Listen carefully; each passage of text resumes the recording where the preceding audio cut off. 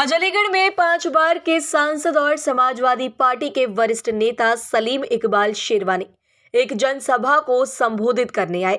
इस दौरान उन्होंने होटल लेमन ट्री में पत्रकारों को संबोधित करते हुए कहा, मैं कांग्रेस में भी रहा हूं, लेकिन भाजपा से सिर्फ एक ही पार्टी लड़ाई लड़ सकती है, जो कि समाजवादी पार्टी है।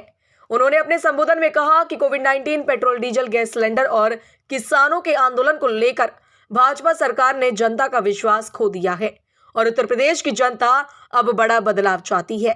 जब उनसे पूछा गया कि ओवैसी की पार्टी समाजवादी पार्टी को कितना प्रभावित करेगी, तो इस सवाल पर उन्होंने कहा कि यह मुसलमानों पर डिपेंड करता है।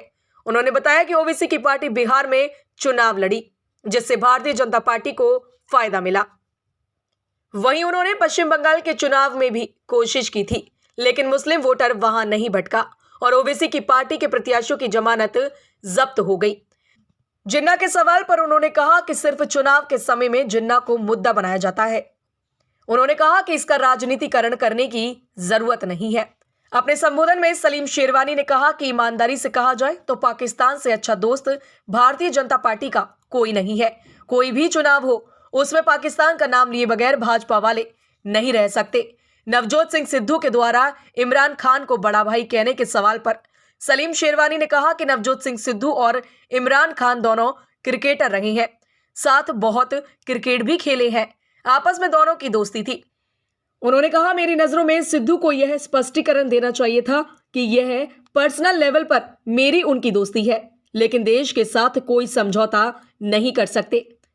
इसी तरीके से कांग्रेस के पंजाब के अध्यक्ष के लिए भी जरूरी है कि दोस्ती को अलग हटाकर मुल्क की तरफ देखे। वहीं शाम थाना कुआरसी क्षेत्र में जीवनगढ़ में एक सभा का आयोजन किया गया, जिसको संबोधित करने के लिए सलीम इकबाल शेरवानी आए थे।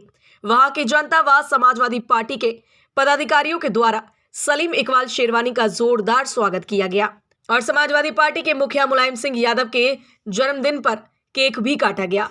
सलीम इकबाल शेरवानी को प्रोग्राम स्थल तक एक बग्गी के द्वारा सजाकर लाया गया और सलीम इकबाल शेरवानी को चांदी का मुकुट पहनाकर सम्मानित भी किया गया। रिएक्ट किया है गौतम गंभीर ने, कहा है कि अगर वो अपने बच्चों को बॉर्डर पर भेजे तब उन्हें अंदाजा होगा, क्या कहना है? देखिए, नवजोत सिंह सिद्धू साहब और इमरान खान साहब दोनों क्रिकेटर्स हैं, दोनों ने अपने मुल्क की नुमाइंदगी की है। इमरान खान साहब तो कैप्टन भी रहे पाकिस्तान के और नवजोत सिंह सिद्धू साहब ने हिंदुस्तान के लिए बहुत बड़े बड़े मैचेस जीते भी हैं। दोस्ती हो जाती है। उस ज़माने में हिंदुस्तान पाकिस्तान में बहुत मैचेस होते थे। मैं खुद जाता था शारजाह में, कितनी दफ़ा हिंदुस्तान और पाकिस्तान मैचेस खेलते थे।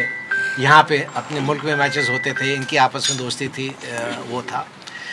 मेरी नज़रों में सिद्धू साहब को ये अपना क्लैरिफिकेशन दे देना चाहिए था कि मैं अपने पर्सनल लेवल पे मेरी उनसे दोस्ती है, ठीक है, दोस्ती है, मगर मुल्क के साथ हम कॉम्प्रोमाइज़ नहीं कर सकते। आज इमरान खान साहब अगर पाकिस्तान के वज़ीर आज़म हैं, प्रधानमंत्री हैं, उनके लिए सबसे पहली चीज़ है अपने मुल्क को देखना।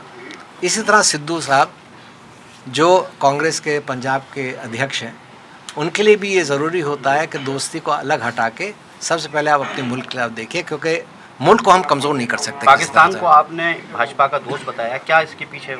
इसलिए मैंने कहा कि भाई देखिए, अगर मैं चुनाव लड़ रहा हूँ समझे, और मेरा कोई दोस्त है, मैं उसकी बहुत मदद लेता हूँ। मैं ज़मीरुल्लाह साहब मेरे दोस्त हैं, विजेंद्र सिंह जी मेरे दोस्त हैं, मैं इनको अपने इलेक्शन में इस्तेमाल करूँगा। मेरे लिए आइए, तकरीरें कीजिए, इधर जाइए, उधर जाइए।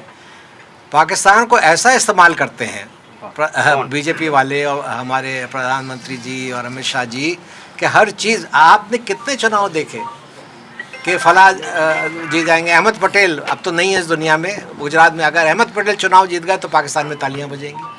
अगर फला आदमी जीत गया तो पाकिस्तान खुश होगा। अगर कांग्रेस की सरकार बन गई तो पाकिस्तान में मिठाई बांटी जाएगी। ये क्या बातें हैं? इसलिए मैंने कहा दोस्त का लफ्ज़ इस्तेमाल किया कि कितनी दफ़ा आपने नाम लिया है पाकिस्तान का। हम तो लेते ही नहीं नाम, हमारे लिए तो वो एक रोग समझते हैं आप। रोग का मतलब होता है वो ऐसा मुल्क है जो सिवाय बदमाशी के और कुछ नहीं करता। आपकी पार्टी जिन्ना का नाम लेती है? देखिए, एक मिसाल हमने अपनी पार्टी हमारी कभी जिन्ना साहब का नहीं नाम लेगी, क्योंकि जो जिन्ना साहब हैं उन्होंने हमारे मुल्क को बंटवाया है, हमारे मुल्क का उन्होंने विभाजन किया है।